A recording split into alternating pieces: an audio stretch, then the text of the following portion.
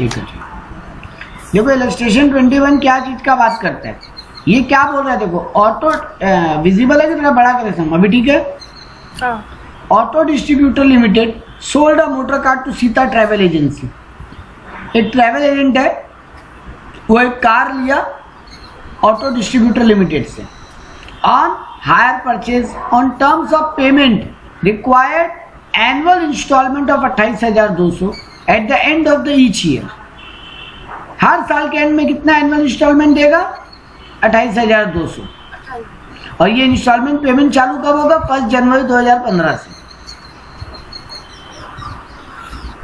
ठीक है, 1 जनवरी 2015 को एग्रीमेंट किया है, मतलब तो दिसंबर में पहला ईएमआई।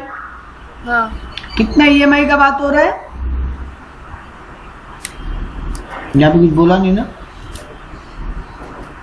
नहीं, ईएमआई नहीं लिखी। ठीक, नहीं कुछ तो बोला होगा।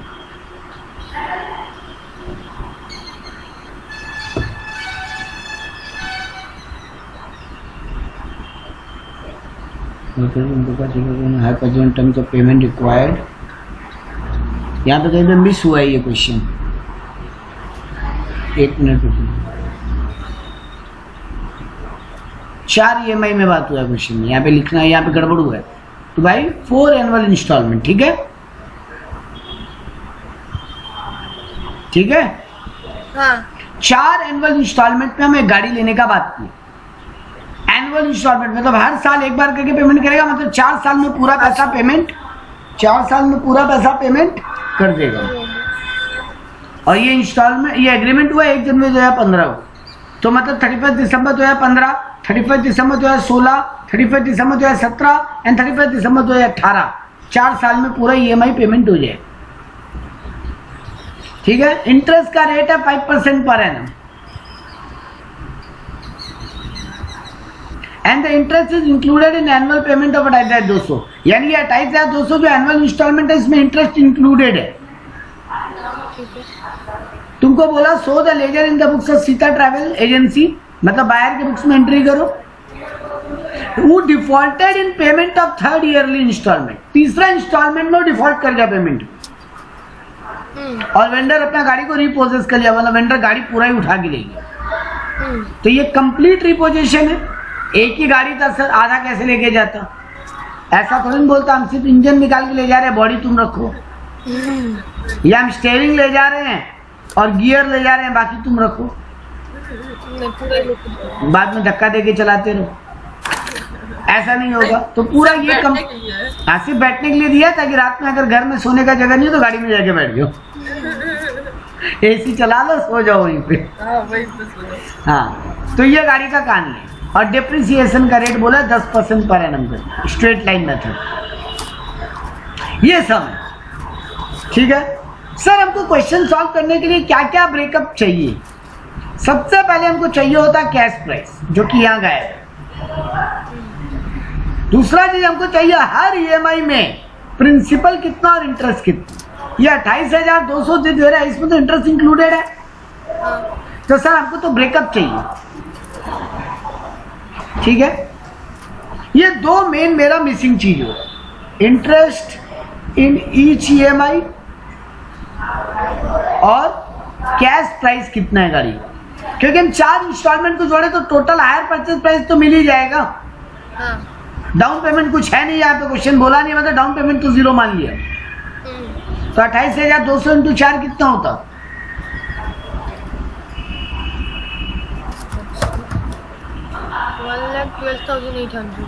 1,12,800 में गाड़ी खरीद।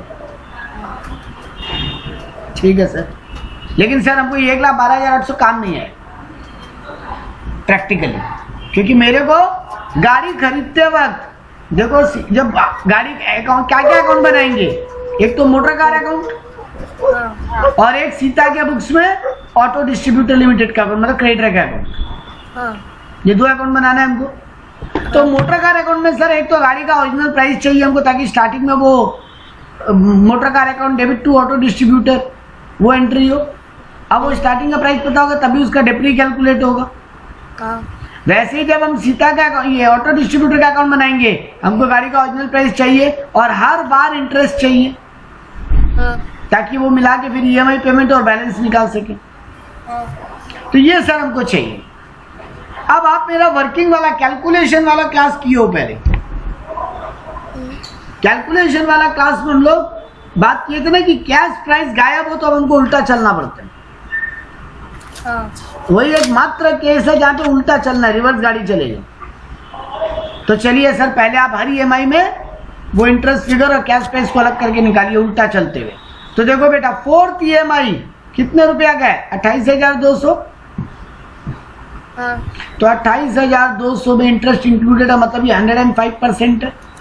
हाँ, तो 5 कितना होगा, मतलब इंटरेस्ट का अमाउंट कितना होगा?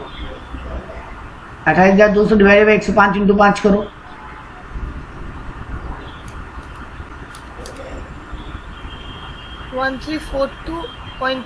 हाँ, तो 1343। तो ये देखो, तो बेटा 28,200 दे रहे हो, उसमें अगर 1343 इंटरेस्ट है तो बाकी 26,857 मेरा कैश प्राइस है। हाँ, अब अगर हम आपको बोलता थर्ड ईयर के एंड में खड़े हो, हाँ, इमेजिन करो सिचुएशन को, आप थर्ड ईयर के एंड में खड़े हो, आपको क्या क्या पेमेंट करना है उस दिन? एक तो वो थर्ड ईयर का ईएमआई 28,200 और एक फोर्थ ईयर का कैश वैल्यू, क्योंकि थर्ड ईयर के एंड में अगर दे देते हो तो फोर्थ ईयर का इंटरेस्ट तो लगना नहीं था। हाँ, तो अगर थर्ड ईयर के एंड में पूरा पे करते तो 28,200 थर्ड ईयर का ईएमआई और फोर्थ ईयर का जो कैश वैल्यू है 26,857 वो देना होता। हाँ, दोनों को जोड़ के यानी कितना देना है? 55,057। हाँ, तो वही करो दोबारा, 55,057 अगर 105% है तो 5 कितना हो? 2622 आएगा। 2622। हाँ, आ गया। तो बेटा जी 55,057 अगर देना, उसमें 2622 इंटरेस्ट है, तो कैश प्राइस कितना है? 52,435। हाँ, सिमिलरली अगर हम आपको बोलते हैं सेकेंड ईयर के एंड में खड़े हो आप, अभी आपको कितना देना है? तो सर एक तो सेकेंड ईयर का पूरा 28,200 का ईएमआई देना है और ये थर्ड और फोर्थ ईयर का जो कैश वैल्यू है 52,435 वो भी देना है। हाँ, तो दोनों मिला के 80,635 देना है। हाँ, तो 80,635 डिवाइडेड बाई 105 इंटू 5, 3840 आएगा।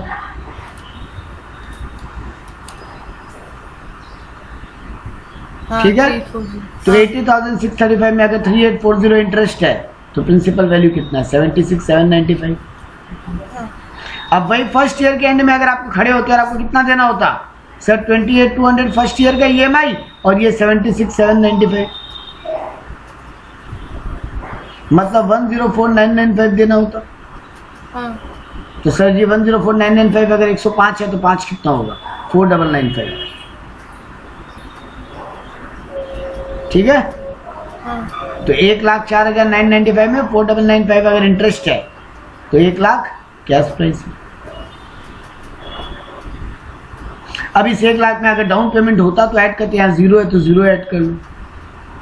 1 लाख तुम्हारा गुड्स का कैश प्राइस है। ये क्लियर है हाँ, अनुश्री? हाँ, तो ये तुम्हारा एक रिवीजन अच्छा हो गया टफ आइटम वाला का। अब सर पुटिंग चालू कीजिए आप। तो देखिए सर, आप पहले ही 1/1/2015 को मोटर कार अकाउंट में क्या लिखे? 2 ऑटो डिस्ट्रीब्यूटर 1 लाख रुपया।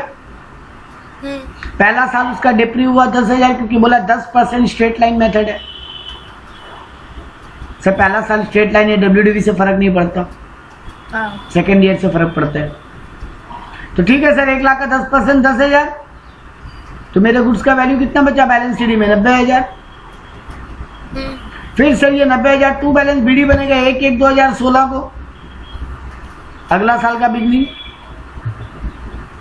अब क्योंकि ये स्ट्रेट लाइन मेथड है तो फिर से डिप्री 1 लाख पे ही होगा, हाँ, और अगर डब्ल्यूडीवी मेथड होता तो 90,000 पे हो जाता। बस 90,000। यही तो फर्क होता। तो यहाँ पे 10,000 फिर डिप्री लिखे तो वैल्यू कितना बच गया? 80,000 बैलेंस बीडी। फिर थर्ड ईयर के बिगनिंग में बैलेंस बीडी 80,000। पूरा साल एसेट यूज करने के बाद पता चलेगा ना कि ईएमआई फेल हुआ, थर्ड ईएमआई फेल किया ये बंदा, है ना अनुश्री? थर्ड ईएमआई फेल हुआ क्वेश्चन बोला। तो सर थर्ड EMI पता कब चलेगा कि फेल हुआ, ईयर के बिगिनिंग में कि ईयर एंड में? एंड में। जब EMI देने का डेट आएगा सर। तो सर अगर EMI देने का डेट लास्ट ईयर एंड में है तो तब पता चला, लेकिन तब तक एसेट तो पूरा यूज हो गया ना 1 साल। हाँ। तो डिप्री तो करो 10,000। एसेट यूज हुआ है ना, डिप्री तो क्लेम करना पड़ेगा। यहां पर आके एक बार स्टॉप कर दो, ठीक है? ये दोनों वैल्यू का बात 2 मिनट में करेंगे, अभी वेट करो केवल। अब बनाओ ऑटो डिस्ट्रीब्यूटर अकाउंट, मतलब creditor account, vendor account. Sir देना कितना था? 1 लाख। हाँ। पहला इंटरेस्ट कितना बनता है? फर्स्ट ईयर का इंटरेस्ट कितना निकाले थे? 4995। देखो उल्टा में, हाँ। नीचे से। हाँ। बेटा कैलकुलेशन उल्टा क्यों? पुटिंग लेकिन सीधा सीधा मत कर देना तो फंस जाओगे। तो अभी आपको 4th ईयर का बोलने जा रहे थे। ना वहीं फंस जाते आप 1343 में।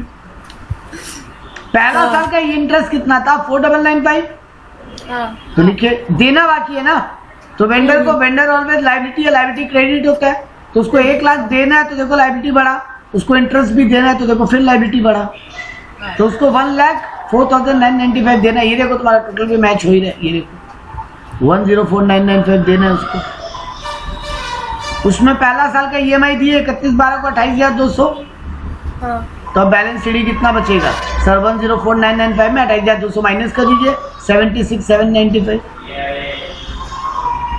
ये देखो कुछ करना भी नहीं है, देखो डायरेक्ट मिलेगा, ये देखो 76,795 थर्ड ईयर का कैश प्राइस, सेकंड ईयर का सॉरी, ठीक है? अरे सर 1 लाख में 4,995 ऐड किए और 28,200 माइनस कर दिया, कुछ नहीं, तो 76,795 देना है। हाँ। तो सर बैलेंस BD कीजिए 76,795। फिर सेकंड ईयर का इंटरेस्ट कितना देना है? 3,840। हाँ। सर उसको लिखिए। फिर सेकंड ईयर का EMI पेमेंट किया तो 2 बैंक लिखिए 28,200। फिर बैलेंस BD बच गया 52,435।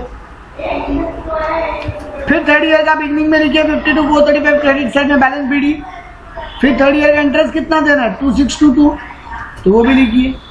और अब ये EMI पेमेंट का जब डेट आया थर्ड ईयर के एंड में, यही तो डिफॉल्टर हुआ ना, हाँ। तो सर ये इतना अमाउंट नहीं दे पाए, इतना अमाउंट नहीं दे पाए, तो उसको मोटर कार अकाउंट में ट्रांसफर करके अकाउंट को बंद कर दी, कंप्लीट रिपोजिशन में। इसीलिए हम बोला था कोई झमेला नहीं, लास्ट क्लास बोला था कंप्लीट रिपोजिशन में कोई नौटंकी नहीं है, कुछ कैलकुलेशन का झमेला नहीं करना है। थर्ड ईयर के एंड में जितना पेमेंट बाकी है ना, जिस ईयर डिफॉल्टर हुआ उस साल जितना पेमेंट बाकी है, पहले लायबिलिटी का लेजर बंद कीजिएगा, फिर एसेट का अकाउंट बंद करना पड़ेगा। बस यही एक बात याद रखने लायक, पहले वो पार्टी का अकाउंट बंद होगा, वेंडर का अकाउंट, और उसके बाद एसेट अकाउंट क्लोज होगा। सर वेंडर अकाउंट कैसे बंद होगा? सर जितना बैलेंस देना बाकी है ना, ये 55,057 बाकी है, क्योंकि 52,435 तो गुड्स का दाम है और 2,622 का इंटरेस्ट है, क्योंकि थर्ड ईयर पूरा यूज कर लिए, तो थर्ड ईयर का भी इंटरेस्ट ड्यू तो हो ही गया। तो सर आपको देना है 55,057, वो पूरा आप एसेट अकाउंट में डाल के इस अकाउंट को क्लोज कर दो। पहला स्टेप क्लियर है अनुश्री? बस अभी खत्म हो गया काम। सर जैसे यहाँ पे 2 मोटर लिखिए, आप मोटर अकाउंट में क्या लिखेंगे? बाई ऑटो डिस्ट्रीब्यूटर 55,057, और जितना डिफरेंस यहाँ बढ़ रहा है उसको प्रॉफिट एंड लॉस में ट्रांसफर कर दो, मोटर कार अकाउंट के बाद। पहले लायबिलिटी का लेजर बंद किए, जितना बैलेंस देना बाकी था उसको एसेट अकाउंट में ट्रांसफर किए, मतलब एंट्री पास किए, auto distributor account debit to motor car, और फिर जितना डिफरेंस मोटर कार अकाउंट में आ रहा है वही मेरा लॉस हो गया। तुम एक चीज को गौर करो अब लैंग्वेज वाइज, मेरे बुक्स में 80,000 एसेट का दाम है थर्ड ईयर के एंड में, हाँ। 10,000 डिप्री हो गया, मतलब 70,000 एसेट का दाम है मेरा। हाँ। सामने वाला उस एसेट को 55,057 में उठा के ले गया, तो मेरा तो लॉस ही हुआ ना। 70,000 का एसेट था, 55,000 देने में हम फेल हुए और वो एसेट को उठा के ले गया। हाँ। तो मेरे बुक्स के हिसाब से 70,000 का एसेट 55,000 में चला गया, तो बाकी का लॉस हो गया, 14,943 लॉस हो गया। प्रॉफिट भी हो सकता है इसमें? नहीं, अगर बेटा प्रॉफिट हो रहा होता ना, जानबूझ के EMI डिफॉल्टर हो जाता। अगर मेरे बुक्स में, बायर के बुक्स में प्रॉफिट आता अगर ईएमआई डिफॉल्ट करने पे, तब तो हम जानबूझ के डिफॉल्टर हो गए। अगर मेरे बुक्स के हिसाब से एसेट का दाम अभी 90,000 रुपया है और वो 55,000 रुपया नहीं देने के कारण एसेट उठा के लेके जा रहे हैं, हम तो बोलेंगे ले जाओ। मेरा फायदा हो रहा है, हम तो बोलेंगे ना ले जाओ, नहीं देंगे ईएमआई। तो जब ये ईएमआई का कंसेप्ट बनता है ना, जो कंपनियां ईएमआई का लॉजिक बनाती है, ईएमआई पे एसेट देते वक्त वो लोग वैसा ही वैल्यू बनाती है कि अल्टीमेटली जब भी तुम ईएमआई डिफॉल्ट करो, लॉस में तुम ही रहो, तो तुम जानबूझ के फिर ईएमआई डिफॉल्ट नहीं करो, वरना तो पूरा दुनिया ही ईएमआई डिफॉल्ट कर देगा बेटा। सब यही करेगा फिर। तो क्या मेरा फायदा हो रहा है ईएमआई डिफॉल्ट करने में? करो ईएमआई डिफॉल्ट। तो कभी भी ये जो कंपनियां जो ईएमआई पे सामान बेचती है, ये इतनी बड़ी बेवकूफ थोड़ी ना, इनके पास तो बड़े बड़े वैल्यूअर बैठे हैं। तो ये लोग पहले दिन में क्या करती है, जब ईएमआई फिगर बनाती है, ऐसे बनाती है कि तुम कभी भी ईएमआई डिफॉल्ट करोगे नुकसान में तुम ही रहोगे, ताकि तुम जानबूझ के ईएमआई डिफॉल्ट कभी करो ही नहीं। वो लोग भी तो नहीं चाहते ना ईएमआई डिफॉल्ट हो, तो वो लोग कभी करने ही नहीं देंगे तुमको। और अगर तुम कर भी देते हो तो उनको नुकसान नहीं हो, वो तो इस एसेट को 55,000 में ले जाएंगे जिसका आज के दिन वैल्यूएशन 70,000 का, और आगे ले जाके बेच देंगे थोड़ा सा रिपेयरिंग करके। नुकसान में तुम रहोगे। वो तो तुमसे इतना दिन का ईएमआई तो कमाई लिए, उसको लोग अपना रेंट मान लेंगे और इस एसेट को थोड़ा बहुत ठीक करके आगे बेच के अपना पैसा वसूल कर लेंगे। तो Anushree Chandralekha, complete repossession clear? Sir आप 2 स्टेप क्या याद रखने बोलेंगे नॉर्मली, कि पहले वेंडर का अकाउंट बंद करना, जितना अमाउंट वेंडर अकाउंट में डेबिट में बैलेंस बच रहा है वो पूरा का पूरा एसेट अकाउंट में ट्रांसफर कर देना, और फिर एसेट अकाउंट को क्लोज कर देना, वहां पे प्रॉफिट लॉस कैलकुलेट कर। सर लॉस ही आएगा, कभी प्रॉफिट आ नहीं सकता। बात क्लियर? अब आ जाओ पार्शियल रिपोजिशन।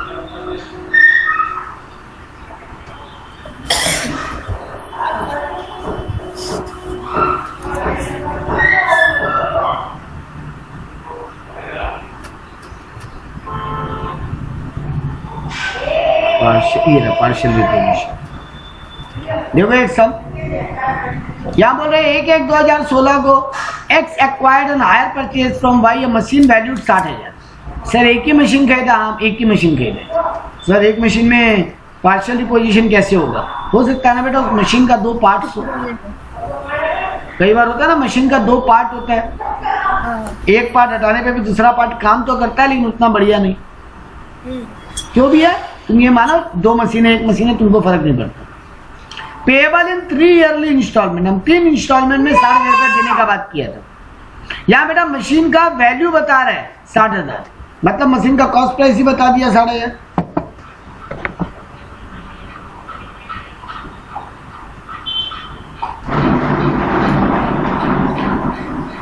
है ना? वैल्यू बता दिया, मतलब कॉस्ट बता दिया। तो सर इस क्वेश्चन में मेरे को वर्किंग कैलकुलेट का झमेला नहीं बचा। नहीं, बढ़िया बात है सर। पेएबल इन 3 एनुअल इंस्टॉलमेंट 20,000 करके दोगे, तो सर यही तो होता ही, 60,000 का ईएमआई हम 20,000 करके देते हैं। 3 इंस्टॉलमेंट 60,000 मतलब 20,000 ही देंगे। यानी इसमें इंटरेस्ट इंक्लूडेड नहीं है 20,000 का फिगर में। नहीं, दो अलग से बोल दिया तुमको 6% इंटरेस्ट भी देने। X paid the first installment but could not pay the second. X पहला इंस्टॉलमेंट दे दिया, सेकंड वाला में डिफॉल्टर हो। Y took the machinery costing ₹40,000। देखो Y क्या बोल रहा है, वो पूरा मशीन नहीं लेके गया, 40,000 का उठा था। 40,000 का उठा के ले गया, और उसका वैल्यू कितना माना? 22,500। ठीक है? X paid all the interest due on that date and full amount owing। X depreciation करेगा 10% पर एनम के हिसाब से। तो देखो सबसे पहले एकदम सिंपल कैलकुलेशन में जाते हैं एसेट अकाउंट में। पहले जहां तक कोई लोचा नहीं है ना, पहले वहां तक का सम सॉल्व कर लो। सर वाई अकाउंट क्या लिखेंगे? 2Y 60,000 लिखेंगे एसेट अकाउंट में। पहला साल का डिप्री बोला, डिमिनिशिंग बैलेंस मेथड पे 10%, तो 60,000 का 10% 6,000। बैलेंस कितना बचा? 54,000। तो सर बैलेंस बीडी कर लिया 54,000। अब दूसरा साल का भी डेप्री तो होगा ही, क्योंकि ईएमआई का डिफॉल्ट सर ईयर एंड में पता चलता है। तो कर लीजिए डेप्री। सर कौन सा मेथड बोला है? डिमिनिशिंग बैलेंस, मतलब ये 54,000 का 10% होगा डेप्री। तो यहाँ पे 5,400 डेप्री कर लिया। ठीक है, अब आता है सर वो कैलकुलेशन वाला पार्ट। सर तो यहां तक कोई झमेला नहीं हुआ? नहीं। क्योंकि बेटा कैलकुलेशन का पार्ट यहाँ क्यों आता है? क्योंकि यहाँ पे पूरा मशीन उठा के नहीं ले गया, तो कुछ तो बैलेंस बीडी भी बचेगा सर। तो ठीक है, ये 3 अमाउंट का बात अगले 2 मिनट में ही करना है। सर वाई अकाउंट बना लेते हैं पहले। देना कितना है मशीन का? 60,000। पहला साल का इंटरेस्ट कितना होगा? 60,000 पे 6%, 3600। तो 3600 इंटरेस्ट देना है। पहला ईएमआई कितना दिया? 20,000 गुड्स का दाम और 3,600 का इंटरेस्ट दे दिया सर। वो पहला ईएमआई में डिफॉल्ट नहीं हुआ ना वो? नहीं। तो पहला ईएमआई पेमेंट किया है सर वो। तो पहला ईएमआई 23,600 पेमेंट किया वो। अभी भी कितना देना बचा है? 40,000। ठीक है, सर इस 40,000 को बैलेंस बीडी किए। अब 40,000 पे इंटरेस्ट देंगे सेकेंड ईयर में। 40,000 का 6% कितना होगा? 2,400। ठीक है, 6 4 24 बेटा, 6% लेना ना। 6 4 24 तो 2,400 रुपया होगा।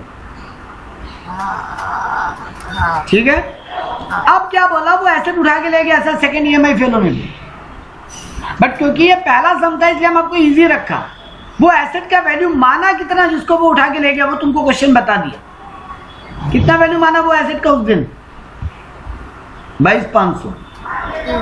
ये अगला ही क्वेश्चन में यही फिगर गायब करेगा कि वो एसेट का वैल्यू माना कितना। बस वही ट्विस्ट है, वो ट्विस्ट संभाल लो, चैप्टर खत्म। तो पहले अपने माइंड में नैरो डाउन करो कि कंप्लीट रिपोजिशन में कोई ट्विस्ट नहीं है। पार्शियल रिपोजिशन में भी अगर जितना एसेट को उठा के लेके जा रहे हैं उसका वैल्यू बता दे तो सर वो भी ट्विस्ट नहीं है, क्योंकि वो बता दिया तो सीधा सीधी उतना ही लिखो ना। ये देखो 22,500 लिखा तो मशीन में, बाकी बैलेंस बच गया जो हम देंगे आगे जाके, क्योंकि वो एक पार्ट ले गया ना, एक पार्ट बच गया, उसका पेमेंट तो करना पड़ेगा ना। हाँ, तो सर आपको यहाँ क्वेश्चन में बता दिया, तो जो एसेट उठा के लेके उसका वैल्यू कितना माना? 22,500। तो हम यहाँ 2 मशीन लिखे 22,500। तो सर इधर में बैलेंस कितना आ रहा है? 40,000 और 2,400, 42,400, जिसमें से 22,500 माइनस हो तो बाकी एसेट का बैलेंस अपने आप ही बच गया। जमेला खत्म। अब ये 22,500 कहाँ ले जाके लिखेंगे? एसेट अकाउंट में। ये 22,500 पिछला में भी कहाँ गया था? पिछला में जो पूरा एसेट उठा के ले गया, तो जितना वैल्यू यहाँ बच रहा था पूरा मशीन अकाउंट में ट्रांसफर किए थे ना। हाँ। यहाँ भी वही करो, वो जितना मैं एसेट उठा के ले जा रहा उसको मशीन अकाउंट में डाल दो। अब देखो 40,000 का मशीन है तुम्हारे बुक्स के हिसाब से था, जिसको उठा के ले गए, है ना। White to back the machine costing ₹40,000। अब आराम से देखना बेटा, 40,000 का मशीन तुम पहला साल तो पूरा यूज किए, तो 10% डेप्री 4,000 हुआ। तुम्हारे बुक्स में 36,000 वैल्यू बचा। 36,000 का फिर तुम सेकेंड ईयर में पूरा यूज किए, फिर 10% डेप्रिसिएशन डिमिनिशिंग बैलेंस मेथड के हिसाब से 3600 हुआ। 32,400। तो 32,400 का एसेट वो 22,500 में उठा के लेगी। तुमको कितना प्रॉफिट लॉस हुआ? 9,900। हाँ, 9,900। तो ये देखो यहाँ पे, तो बस हो गया। यहाँ पे बाई प्रॉफिट एंड लॉस लिखे 9,900, बाकी एसेट का बैलेंस पीडी बच गया। 54,000 में से सब फिगर माइनस करो, 16,200 बचा हुआ एसेट का वैल्यू। सब पिछला सब में क्या किए थे? कंप्लीट रिपोजिशन में जितना में वो एसेट उठा के ले गया वो उस वेंडर अकाउंट में लिखे, उतना ही वैल्यू ले जाके हम एसेट अकाउंट के डेबिट क्रेडिट में लिखे, और जो डिफरेंस आया वही प्रॉफिट लॉस हो गया, वही सम्स खत्म हो गया। ठीक है, यही किए थे ना कंप्लीट रिपोजिशन में। और पार्शियल में क्या करेंगे? सर जितना दाम में वो एसेट उठा के ले गया उसको एसेट अकाउंट के क्रेडिट में लिखेंगे। हमको देखना पड़ेगा जिस दिन एसेट उठा के ले गया उस दिन मेरे बुक्स में उस एसेट का कॉस्ट कितना था। तो सर ओपनिंग वैल्यू 40,000 था, 2 साल का डिप्री माइनस करते करते उसका वैल्यू आपकी बुक में बचा था 32,400, है ना। हाँ तो 32,400 का एसेट को 22,500 में ले गए, मतलब 9,900 का लॉस हो। सर लॉस तो ऑलवेज होगा, इसमें प्रॉफिट होने का कभी कोई स्कोप ही नहीं। अब जो डिफरेंस बच गया वो रिमेनिंग एसेट का बैलेंस है। एसेट अकाउंट बंद नहीं हो सकता ना सर, क्योंकि एसेट पूरा खत्म नहीं हुआ। पार्शियल रिपोजिशन में ना एसेट पूरा खत्म हुआ है, ना वेंडर को पैसा देना पूरा खत्म हुआ है, तो दोनों में बैलेंस बीड़ी रहना चाहिए ना। तो रहेगा, बस ये एसेट चलेगा, आगे अगला एसेट। क्लियर है कहानी? पुटिंग क्लियर है पहले? अब सर वो सब लाइए जिसमें ये 22,500 भी गायब है। ये 22,500 कैसे आया वो निकालना अगर पड़ जाए तो, बस यही आखिरी ट्विस्ट है। चलिए सर वैसा एक सम उठाते हैं।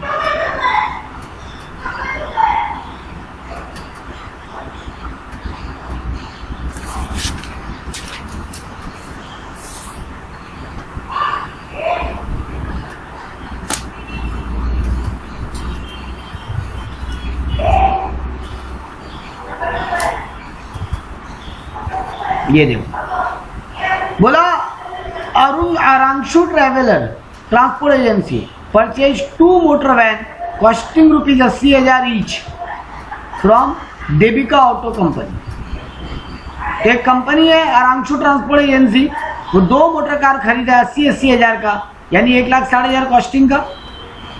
कॉस्टिंग बता दिया, कॉस्टिंग बता दिया, तुम्हारा वर्किंग का झमेला खत्म हो गया। ठीक है। 1 जनवरी 2015 को कहता हायर परचेज बेसिस पे। पेमेंट का टर्म्स क्या था? 20,000 ईच मोटर वैन पे स्टूडेंट ऑन डिलीवरी देगा, मतलब डाउन पेमेंट 40,000 का down payment. Very good. Reminder amount को बोला 3 इक्वल इंस्टॉलमेंट में पे करेगा, इंटरेस्ट 10% के हिसाब से। तो बेटा जी 1,60,000 में 40,000 गया, बचा कितना? 1,20,000 को 3 इंस्टॉलमेंट में देने का बात किया, मतलब पर EMI कितना? 40,000 40,000 40,000। ठीक है, तो हर EMI में 40,000 देगा प्लस 10% ब्याज भी देगा उस साल को। तो यहाँ तक सम में कोई प्रॉब्लम नहीं। अरुणाग ट्रांसपोर्ट जो है वो डेप्रिसिएशन करेगा 20% ऑन डिमिनिशिंग बैलेंस मेथड। ठीक है सर, यहाँ तक भी पिछले सम जितना इंफॉर्मेशन था। अब आता है एक्स्ट्रा बात। The hire purchaser paid 2 instalment due on 31 December 2015 and 16। Sir obvious बात है, जब कब खरीदा? 1 जनवरी 2015 को, तो पहला EMI कब बनेगा? 31 2015, दूसरा EMI 2016, तीसरा EMI 2017। तो सर वो पहला और दूसरा पे किया, बट कुड नॉट पे द फाइनल इंस्टॉलमेंट, मतलब 3rd EMI वो फेल कर गया।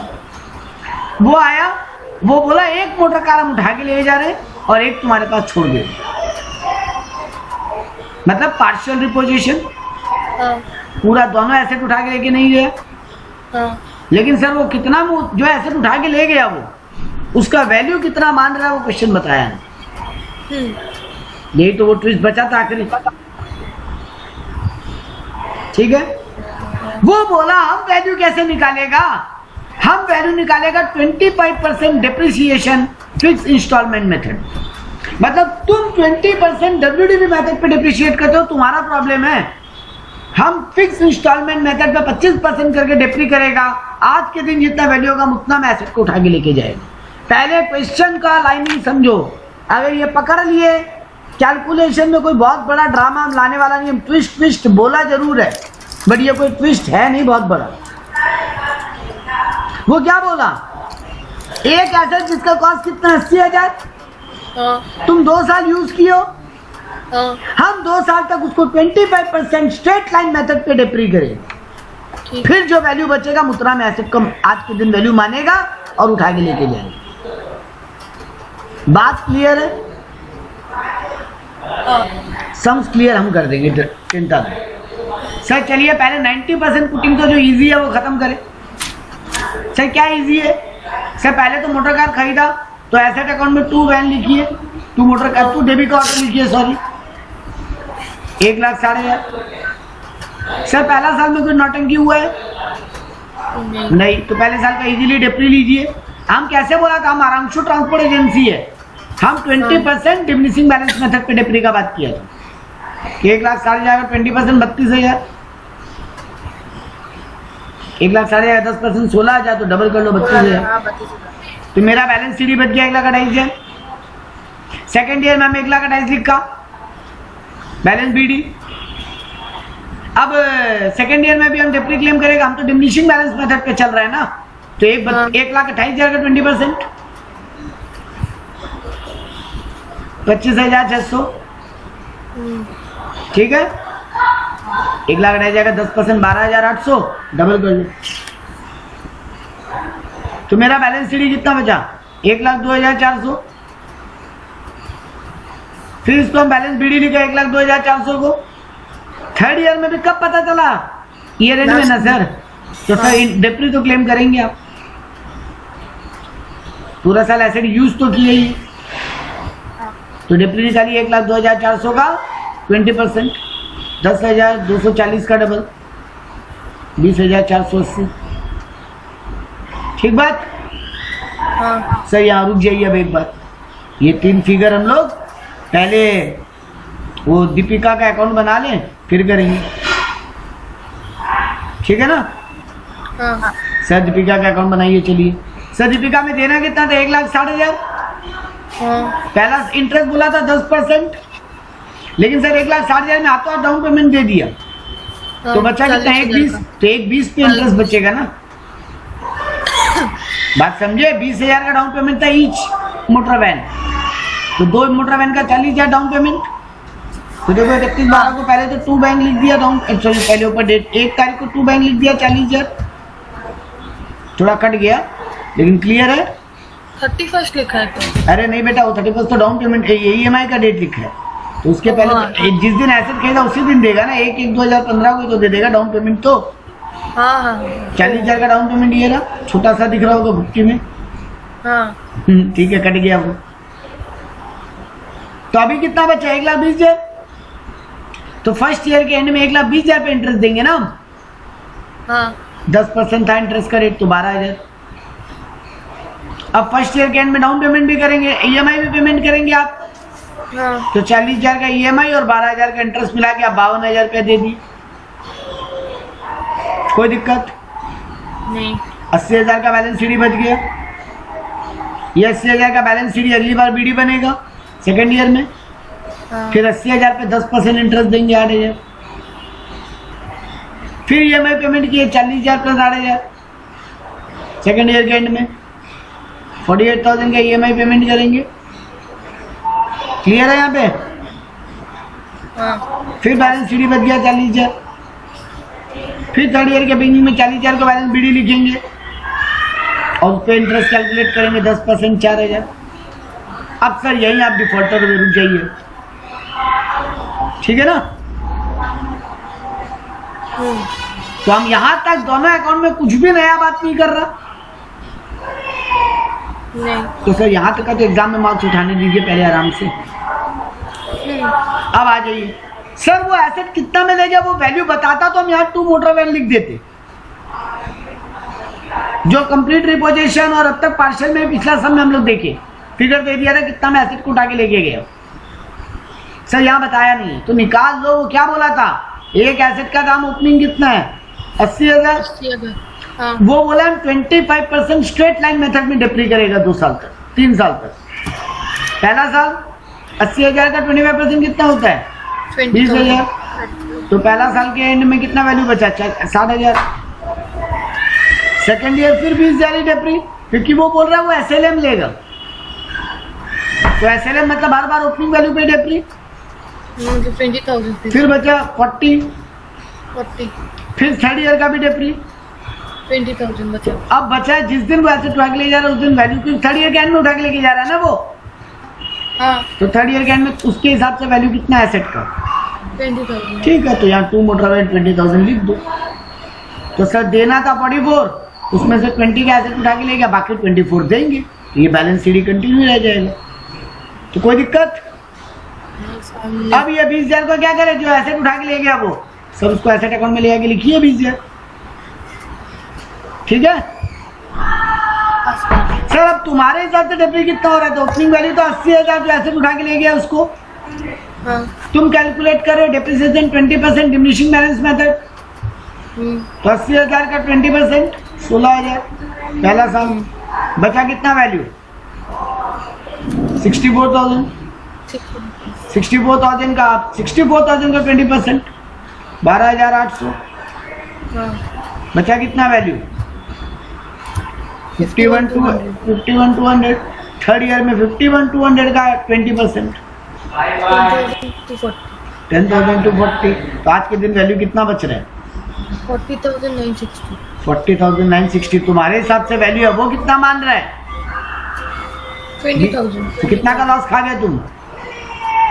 20,960। तो देख लो 20,960 को बाई पीए लिखा और बाकी को बैलेंस शीट ही कर दी।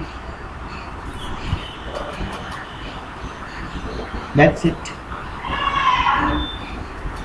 तो सर वैल्यू दे दे तो जिंदगी आसान, कितना मैं एसेट को उठा के लेके गया, नहीं दे तो ये वाला तरीका तुमको बताएगा कि वो कैसे एसेट को डिप्रिशिएट कर रहा है, उसके हिसाब से डिप्रिशिएशन का तरीका क्या है।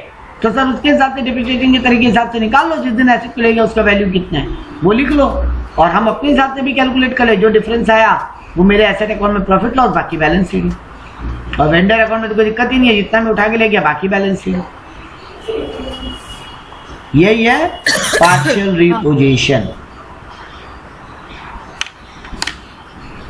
चैप्टर खत्म, मोटा मोटी चैप्टर खत्म। कोई डाउट, कोई क्वेश्चन? नहीं।